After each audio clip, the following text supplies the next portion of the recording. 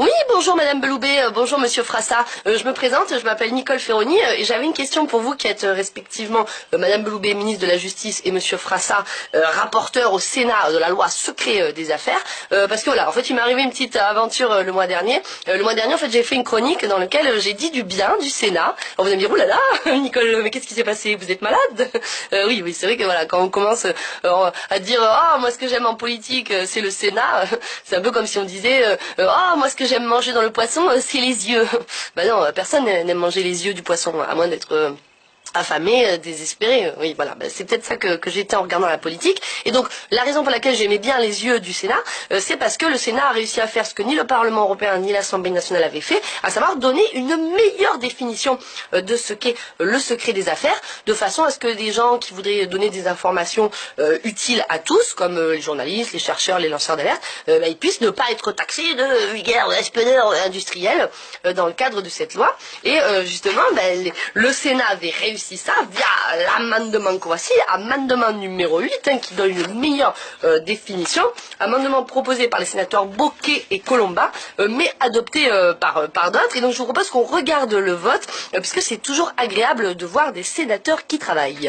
Amendement numéro 8 qui est pour. Voilà. Après, bon, eux ils papotent au lieu de voter. Voilà. Alors lui il va baisser le bras parce qu'il croit qu'on a fini de compter. Non, non, non. Voilà. Bon, après, c'est un peu lent parce qu'on est au Sénat, hein. C'est le mercredi après-midi, il est 18h. Alors, qui est contre? Très bel exemplaire de frères siamois symétriques. Voilà. Ah, et là, il y a le mec qui compte, il est un peu étonné. Alors, Jean-Mi, tu penses que ça passe ou pas? Je sais pas. Il est adopté. Voilà, il est adopté. Alors pourquoi chut, toi. Alors pourquoi le monsieur du comptage est un petit peu étonné? C'est que cet amendement numéro 8, en fait, il a été adopté malgré l'avis défavorable du gouvernement et de la commission, donc de vous. Et justement, c'est ça que je disais de bien dans ma chronique. Je disais, c'est quand même la preuve qu'on est dans une démocratie. C'est-à-dire que vous, le gouvernement, la ministre, là, peut ne pas être d'accord, elle le fait savoir, mais les sénateurs, en tant que représentants des citoyens, peuvent dire que eux, ils trouvent que cette mesure est bien et ils la font adopter. Et donc moi j'ai dit ça le matin devant 1 million d'auditeurs. Et là il y a un des auditeurs qui m'écrit un message et qui me dit ah Ferroni, excusez-moi, mais vous félicitez ou vous vous réjouissez de l'adoption de l'amendement numéro 8, mais c'est que vous n'avez pas vu qu'il a été annulé, supprimé via l'amendement A1 juste après, qui est donc son opposé. Voilà. Et moi je regarde l'amendement A1, effectivement c'est la merde. Alors déjà je suis étonnée parce que c'est bizarre, on peut pas normalement dans ma tête adopter un truc et son contraire dans une séance. Et puis surtout je dis mais n'importe quoi ce qu'il raconte le gars. L'amendement 1, regardez, il date du 19 avril. Or on l'a vu, la séance elle a lieu le 18 et le règlement sur le délai de dépôt des amendements est quand même très clair. Il dit que, regardez bien, il faut que les amendements soient déposés, troisième jour ouvrable qui précède le début de l'examen. Alors, ah oui, excepté ceux présentés par le gouvernement ou la... Ah oui, d'accord.